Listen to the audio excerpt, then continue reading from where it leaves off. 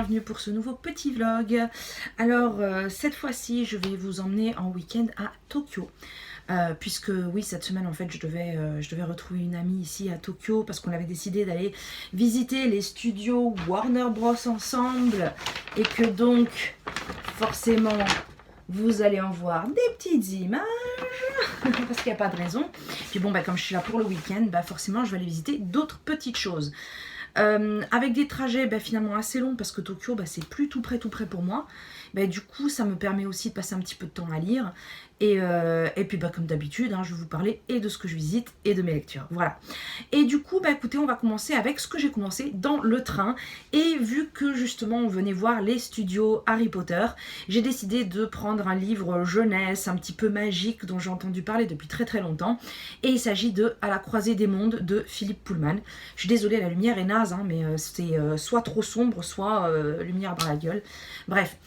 Oui, donc en fait c'est un livre qui est très connu de beaucoup d'entre vous, il me semble, et déjà certains me l'avaient conseillé, même si j'avais déjà dans ma palle, mais là j'avoue j'ai eu très envie de le lire.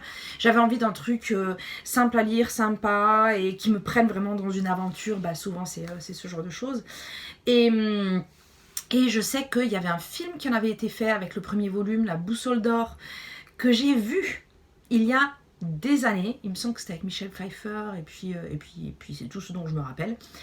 Et vous voyez, il n'y a pas longtemps, on a fait ce que je me rappelle de mes bouquins, mais alors les films, il y a des fois... je sais que je l'ai vu, mais je ne me rappelle absolument de rien, ce qui veut dire que je sais même pas de quoi ça parle. Alors, s'il y en a qui ne connaissent pas ce livre... Donc forcément, vu que je l'ai commencé, je peux déjà vous parler du début. Au tout début, on nous raconte une histoire, en fait l'histoire d'un jeune garçon de 11 ans qui travaille dans une taverne, dans un petit village en face d'un prieuré avec des nonnes, et qui travaille avec ses parents, puisque ce sont les propriétaires de la taverne. Et puis il aime beaucoup sa vie justement, puisqu'il peut parler à des voyageurs, il peut parler à beaucoup de gens de statuts différents, d'origines différentes et de savoirs différents, et c'est comme ça qu'il apprend beaucoup. Un jour, il reçoit la visite d'un groupe de politiciens qui, en fait, commencent à le prendre dans la conversation et à lui poser beaucoup de questions sur le prieuré qui est en face.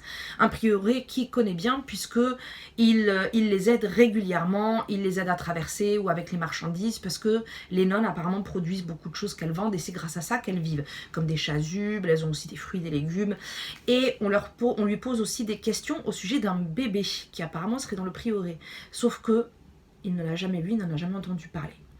Et ceci se passe apparemment 12 ans avant l'histoire principale. Ensuite, on se retrouve avec une jeune fille en train d'espionner une réunion politique et qui va sauver la vie de son oncle. Voilà. Alors pour l'instant, ça ne vous spoile rien du tout parce que c'est vraiment le début. Par contre, est-ce que ça vous donne une idée de l'histoire? Je pense pas. Mais parce que justement, comme je n'ai pas voulu lire le 4e de couverture, vu que c'est une histoire très connue, puis j'avais peur en fait que ça me donne enfin pas l'histoire, mais on va dire un petit peu dans quoi j'allais me mettre, j'ai voulu aller complètement à l'aveugle. Donc là, ce que je viens de vous raconter, c'est en gros ce que j'ai lu pour l'instant. Donc, vers où ça va, quel type de monde, je n'en ai aucune idée. La seule chose par contre qui m'a un petit peu surprise, c'est que on parle de plusieurs lieux, pas de plusieurs yeux, en Angleterre, dont Londres, etc. Donc apparemment ça se passe dans le monde réel. Alors je ne sais plus si c'est lui qui était un ami de Tolkien ou si c'est l'auteur de Narnia. Je crois que c'est l'auteur de Narnia. Parce que pour moi, dans ma tête, justement, ça ne se passait pas du tout dans le monde réel. Donc déjà, j'étais assez surprise par ça. Et sinon, en dehors de ça, forcément, ça se lit très bien. Voilà, c'est très facile à lire, c'est un page turner. Et donc, je vais le continuer puisque j'ai encore pas mal de trajets pour rentrer. Et par ailleurs, je vais prendre le train de nuit pour rentrer à Takamatsu. Et il faut savoir qu'il n'y a qu'un seul train de nuit au Japon. Voilà. Donc, c'est celui-là. Alors, c'est un train de nuit qui va jusqu'à Okayama, et qui à Okayama se divise. Donc il y a certains wagons qui vont aller à Takamatsu et d'autres à Izumo dans la préfecture de Shimane. Pourquoi ce train-là a survécu et pas les autres? J'en sais rien. La première fois que je suis venue au Japon, c'était il n'y a pas si longtemps que ça, c'était en 2011. Et je sais qu'il y avait déjà d'autres trains de nuit, puisqu'il y en avait pour Sapporo, pour plusieurs endroits. Mais depuis, ils ont tous été enlevés et c'est le dernier qui reste. Voilà. Je voulais absolument le prendre parce que il a un système très japonais où en fait c'est un endroit où on peut s'allonger. Enfin bref, en fait je vous explique alors que je connais pas encore, j'ai juste vu des images. et que je vais le prendre ce soir, donc je vais juste pouvoir vous montrer aussi des images qui je pense seront beaucoup plus parlantes, comme les explications du matin avec mon café qui n'est pas encore terminé et mon cerveau qui n'est pas encore complètement là, donc on gardera ça pour plus tard. Voilà, et puis sur ce, ben, je vous dis à très très vite.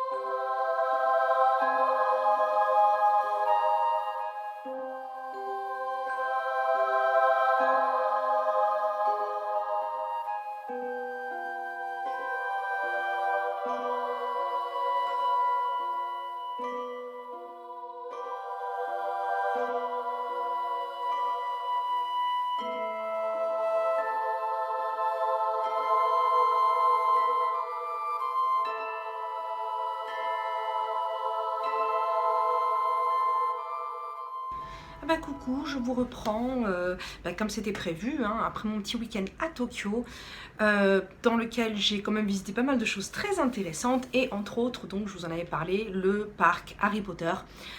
Qui était franchement très très bien, il y avait plein de décors du film, enfin franchement c'était super drôle, c'était vraiment très intéressant. Et en fait, il y a ce à quoi on peut s'attendre dans un parc Harry Potter, hein, surtout par rapport au film. Donc il y a beaucoup de décors, de costumes et qui sont vraiment des films. Puisqu'il faut pas déconner, ils en ont fait tellement que il y avait de quoi faire pour Londres et puis ils avaient du rap pour Tokyo. Hein. Donc voilà, donc du coup ça permet d'avoir une partie des choses ici. Donc bon, je vais pas revenir sur tout ce qu'il y a là-bas, hein, puisque vous vous en doutez bien de toute façon. Voilà, c'est juste ce que je viens de vous dire, c'est des décors, des costumes. Et puis, alors par contre, ça on a zappé un petit peu, parce que je pense que je me fais un petit peu vieille pour ce genre de choses, mais et puis que j'ai jamais spécialement aimé ça, mais il y avait beaucoup d'endroits en fait pour se prendre en photo, pour intégrer certaines scènes en fait du film. Par exemple, d'être sur une espèce de machin qui bouge là comme un cheval d'arçon, alors qu'en fait c'est pour ensuite se retrouver sur une scène, sur un ballet, des choses comme ça. Et puis il faut avouer que à l'époque à laquelle on vit, avec les réseaux sociaux, Instagram et tout le tralala, faut avouer qu'il y a des gens qui ne vivent que pour ça, que la nouvelle génération a besoin apparemment de ce type de choses, et les queues étaient monstrueuses. Donc c'est quelque chose, comme j'étais avec une amie, qui éventuellement j'aurais pu faire juste pour le fun, histoire de rigoler, si c'était rapide. Par contre s'il faut faire la queue, puis alors surtout vu la longueur de la queue, je me suis dit, je passe pas une heure et demie à attendre juste pour avoir une photo, quoi.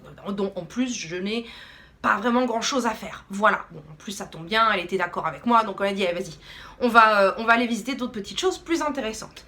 Après, comme on ne se refait pas, j'ai quand même acheté quelques petites choses, bien que je pensais trouver beaucoup plus de choses intéressantes, mais finalement Finalement, il y avait juste 2-3 trucs qui m'ont intéressé et que je vais bien entendu vous montrer parce qu'il n'y a pas de raison. Alors déjà, parce que il n'y a pas de raison non plus, on met les couleurs de sa maison, voilà. Qui par ailleurs est la maison de beaucoup de gens que je connais et qui m'entourent. Alors je sais pas, est-ce qu'on se regroupe, je n'en sais rien. Alors s'il y en a qui connaissent pas bien Harry Potter ou le système des maisons, etc. Ça c'est Serre d'Aigle. Et les valeurs de Serre d'Aigle, c'est avant tout l'intelligence, la sagesse, pardon, et la créativité.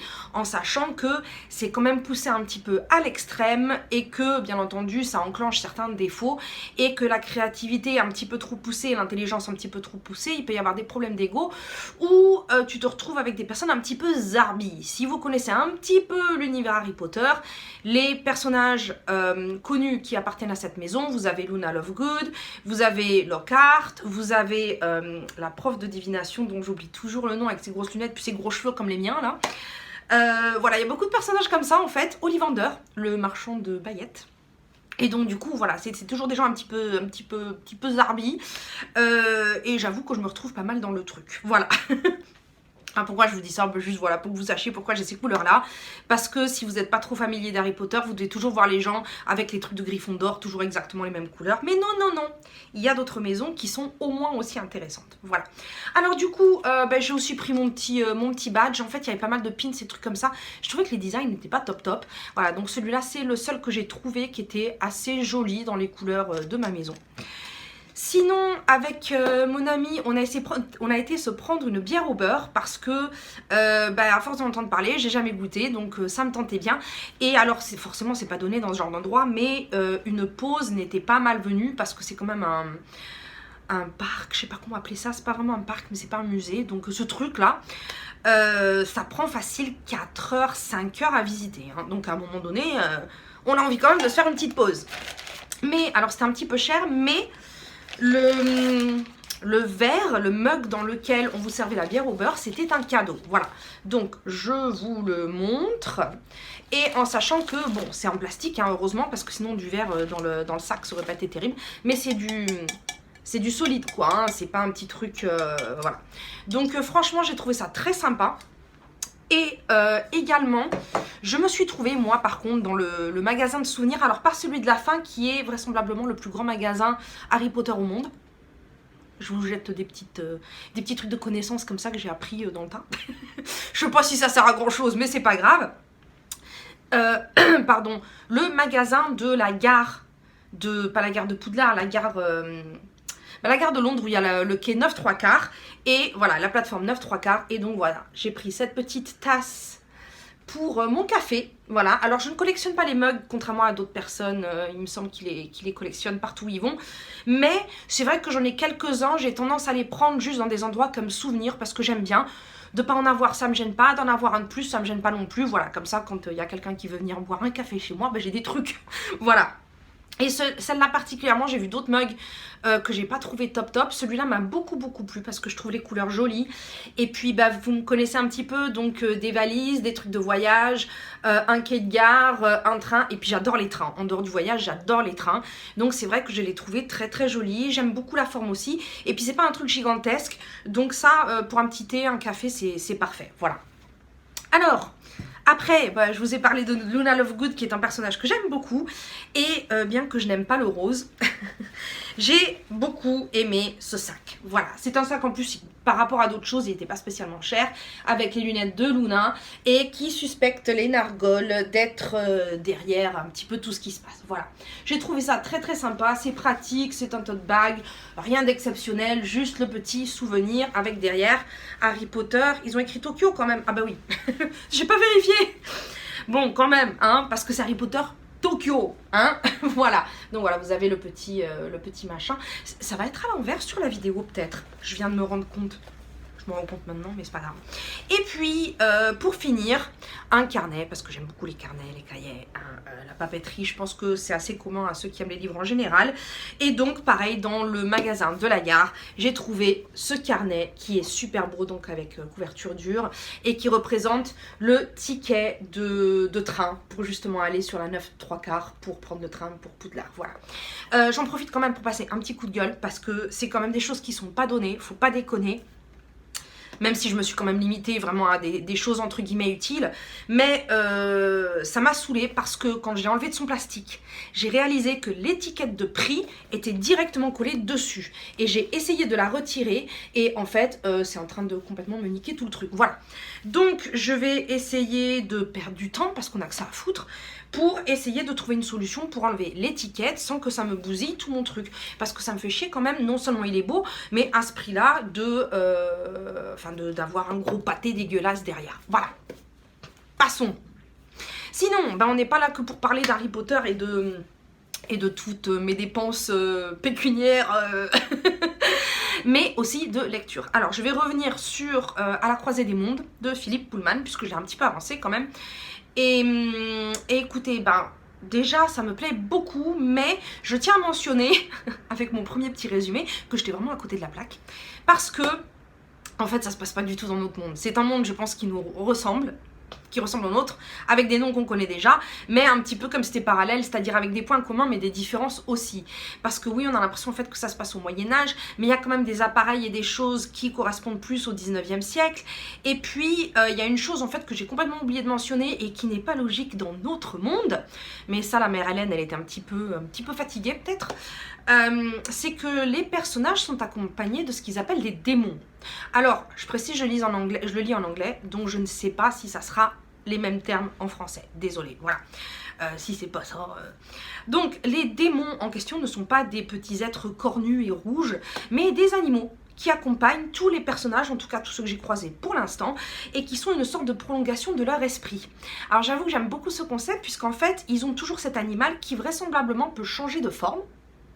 Donc il peut être un papillon, un lion, enfin il fait un petit peu ce qu'il veut, jusqu'à un certain âge en tous les cas, puisqu'après apparemment il prend une forme définitive. Ces démons accompagnent toujours leur maître, compagnon, leur âme sœur, je sais pas trop comment appeler ça. Et j'avoue que c'est très intéressant parce que des fois on voit les personnages avoir des actes d'héroïsme ou montrer leur force, et en fait on voit à travers le démon que à l'intérieur c'est pas comme ça que ça se passe, et que effectivement la personne est très nerveuse ou très angoissée ou un petit peu voilà. Donc je trouve ce concept en fait très très intéressant, j'avais jamais vu ça avant. Et donc on continue avec l'histoire de Lyra, la jeune fille dont je vous ai parlé la dernière fois, qui a surpris une conversation entre son oncle et de grands savants autour d'une découverte dans le Grand Nord assez particulière, une poussière et apparemment une ville dans le ciel. Ça pour l'instant j'en sais pas plus. Et en même temps, dans ce lieu, dans le lieu où elle vit, dans cette ville où elle habite, qui est une ville factice il me semble, eh bien il commence à y avoir des enlèvements d'enfants, alors que dans d'autres régions il a déjà eu des enlèvements d'enfants précédemment, et il y aurait des gobelins qui viennent et donc qui enlèvent les enfants, mais en fait ils ne savent pas trop ni ce que c'est ni d'où ça vient, et qui bougent de ville en ville, voilà. Donc on en est là, et puis je pense que pour l'histoire je ne vous en dirai pas plus, puisque après ça je pense que ça risque de trop spoiler l'histoire pour ceux qui ne l'ont pas encore lu, puis pour ceux qui l'ont lu ils s'en foutent, voilà. Je vous donnerai juste une impression générale une fois que j'aurai terminé le livre. Voilà, écoutez, qu'est-ce que je peux dire de plus? Parce que c'est vrai que je vous explique l'histoire sans vraiment vous donner mon impression, mais je pense que vous avez compris. Je passe un très très bon moment, franchement, je me régale. Et c'est très très prenant, ça fait partie de ces livres parce que dernièrement j'ai un petit problème avec ça, mais où au final on y pense pendant la journée parce qu'on n'a qu'une envie, c'est de rentrer à la maison, ne serait-ce que pour lire 1 ou 2 pages de plus, même si c'est pas plus, mais juste avancer un petit peu l'histoire parce que on a envie de savoir ce qui se passe. Voilà, il y a beaucoup d'événements. Les personnages sont très sympathiques, même s'ils sont majoritairement des enfants, puisqu'on voit on voit les actes en fait à travers les yeux des enfants. Les adultes ne sont que des personnages là qui accompagnent ou qui sont présents, mais alors je sais plus par contre si c'est la première personne, mais on voit tout en fait à travers les enfants, les yeux des enfants et ce qui se passe, voilà. Donc écoutez, moi pour l'instant c'est très très bien parti avec ce livre là, j'espère pouvoir continuer de l'avancer, et je pense quand même que pour terminer ce vlog, je vais essayer de lire 1 ou 2 graphiques. parce que je vais pas juste vous laisser sur 50 pages de la croisée des mondes, quand même ça serait un petit peu ridicule.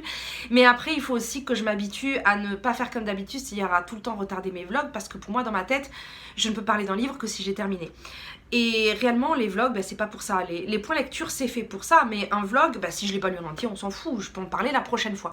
Mais ça me rentre pas encore dans la caboche, donc voilà. Je vais essayer de me rentrer ça petit à petit. Une dernière chose que je voulais mentionner, parce que je pense que je vais vous mettre les images après ma petite explication de maintenant, c'est que à Tokyo, j'ai également visité un parc où j'ai pu voir des fleurs de prunier, parce qu'en ce moment, c'est la saison des fleurs de prunier, donc pas encore des cerisiers, c'est tout. Les fleurs de prunier précèdent celles de cerisier pendant à peu près un mois, et en général, c'est de février à début mars, voilà. Donc on les trouve dans diverses teintes de blanc, de rose clair, de rose fuchsia. Enfin c'est vraiment très parfois plusieurs couleurs sur les mêmes arbres. C'est super joli et c'est quand même bien moins connu que les cerisiers, mais franchement ça vaut le coup. Donc si un jour vous venez au Japon et que vous êtes là un peu trop tôt pour la saison des cerisiers, qui est en général la plus chère, donc c'est pas évident de venir exactement à ce moment-là, pensez aux fleurs de prunier. Elles sont très jolies aussi. Sinon en dehors de ça, j'ai également visité une exposition d'art contemporain de Olafur Eliasson, qui est un artiste danois et islandais, et pour lequel je vous mettrai un lien avec l'explication de ses œuvres d'art, parce que c'est typiquement ce genre d'art contemporain où quand on jette un coup d'œil on se dit qu'ils disaient je comprends pas. Voilà.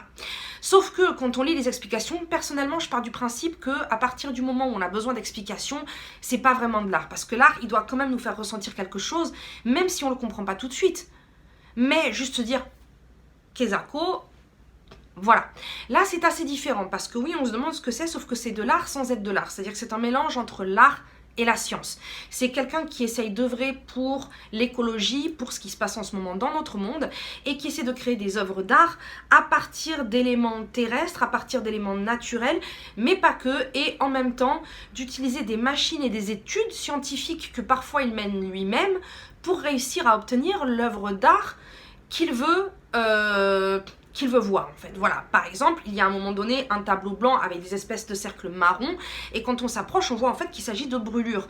Or, celui-ci a été fait avec un pendule en verre qu'il a créé, qui doit suivre de façon spécifique les mouvements du soleil, et qui par un effet de miroir justement, suit le cycle du soleil en brûlant le papier. Et il lui a fallu étudier ça quand même pendant des mois, voire des années, pour pouvoir obtenir ce résultat. C'est juste pour vous donner un exemple de son travail. Il y a une de ses œuvres également qui s'appelle La Fonte de la Terre, où effectivement juste en lisant le titre on se dit waouh. Et on voit, en fait c'est de l'aquarelle, mais c'est juste une sorte de tache comme ça, où le titre donne quand même un certain sens, et qu'il a fait à partir de glace qu'il a récupérée sur la banquise ou sur un iceberg justement. En fait c'est une glace millénaire, et donc avec les outils qu'il utilise et les études scientifiques qu'il fait, ça donne plusieurs sens à ses œuvres qui les rendent intéressantes. Voilà. Écoutez, je vais vous laisser avec ça et je vous mettrai l'explication en lien, parce que si je commence à expliquer chaque œuvre, on en a pour 2 heures de vlog, c'est pas le but non plus. Mais je pense que ça peut être très intéressant comme concept de voir un petit peu ce qui se fait en art contemporain, et qui n'est pas toujours une tâche pour faire des millions, heureusement, mais qui parfois est le cas. Mais qu'effectivement il y a aussi des choses qui sont entre plusieurs domaines et qui ne sont pas non plus de l'art à 100%, et qui oui là ont besoin d'explications minimales. Voilà. Également j'ai visité la grande mosquée de Tokyo. Ça je le mentionne parce que c'est quelque chose, je pense que pas grand monde visite. Très très beau, vous allez le voir également. Et puis bien sûr mon petit train de nuit que j'ai pris pour venir ici. Voilà. Et bien écoutez, je vous laisse avec toutes ces images et puis je vous reprendrai après. Je sais pas si c'est ce soir ou demain pour moi, on verra bien, pour vous dire si oui ou non j'ai lu autre chose. Voilà.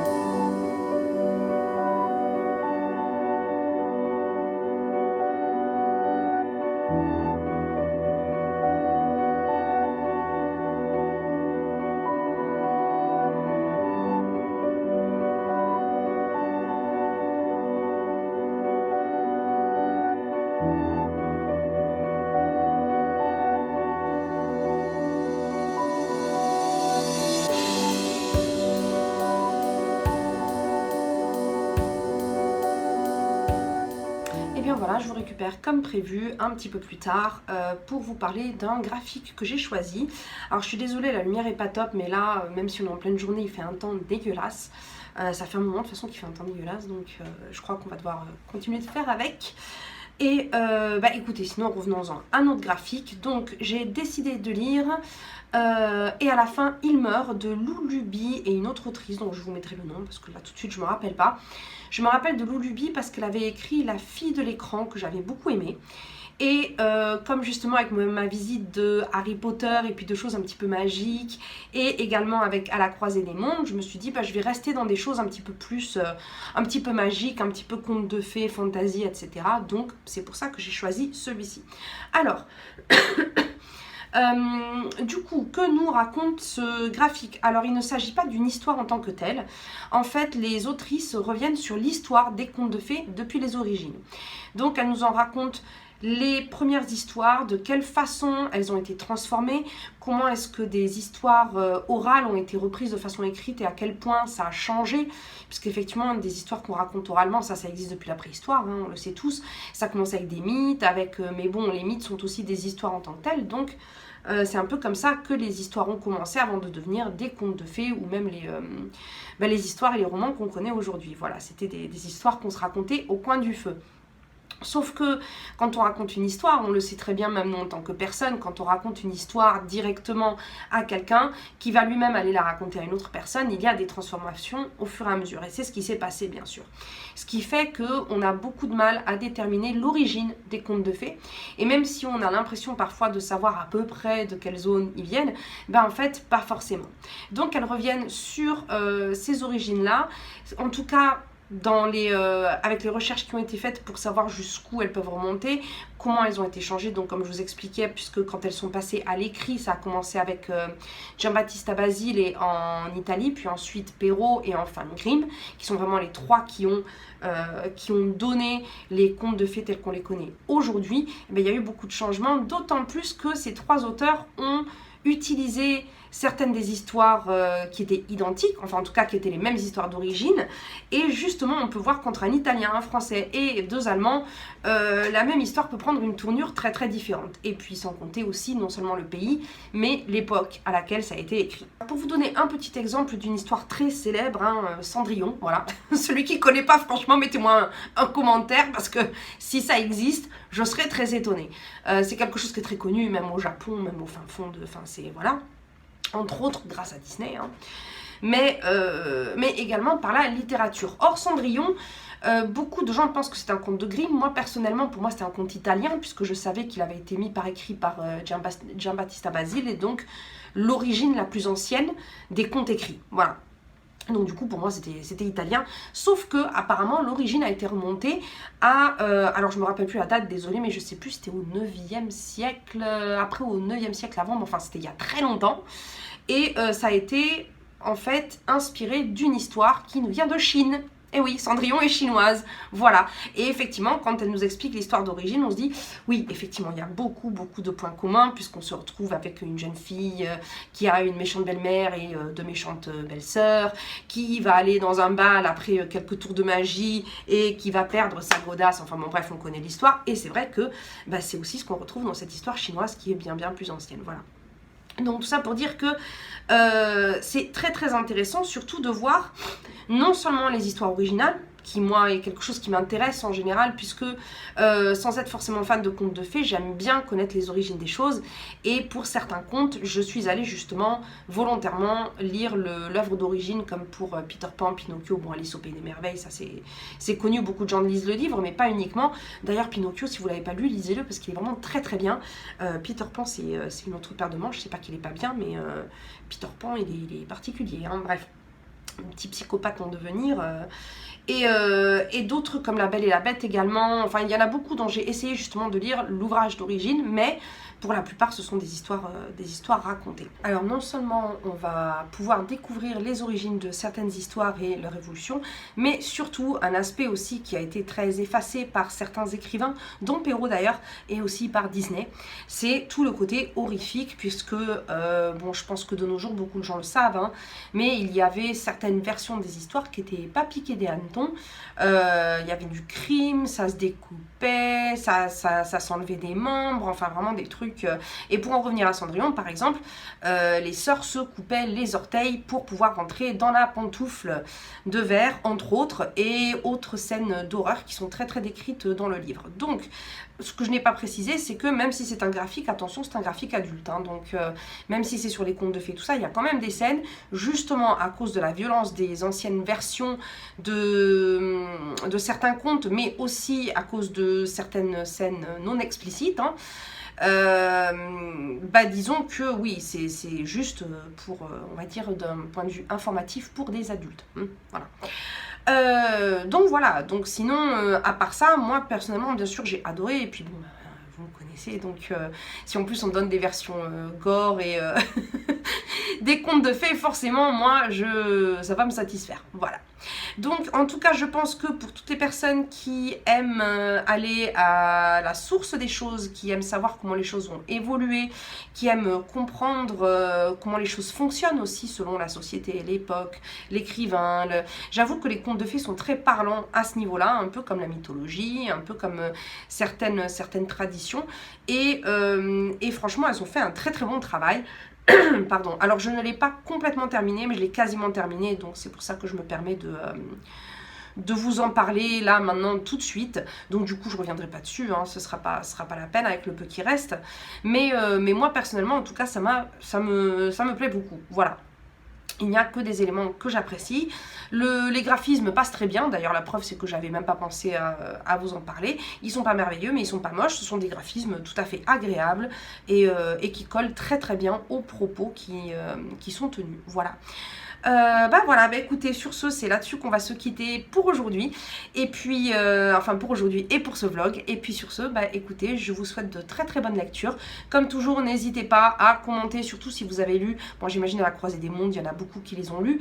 Et à la fin, il meurt. Je sais que je l'ai vu circuler sur YouTube. Mais du coup, si vous l'avez lu, donnez-moi votre opinion, dites-moi ce que vous en avez pensé ou même votre intérêt vis-à-vis du sujet. Et puis également sur ce que je vous ai montré de Tokyo, puisque je pense que ce sont des choses un petit peu différentes. En particulier la mosquée, je me rappelle pas l'avoir vue sur des vidéos YouTube ou même le train de nuit d'ailleurs, le train de nuit qui est le seul train de nuit qui reste au Japon.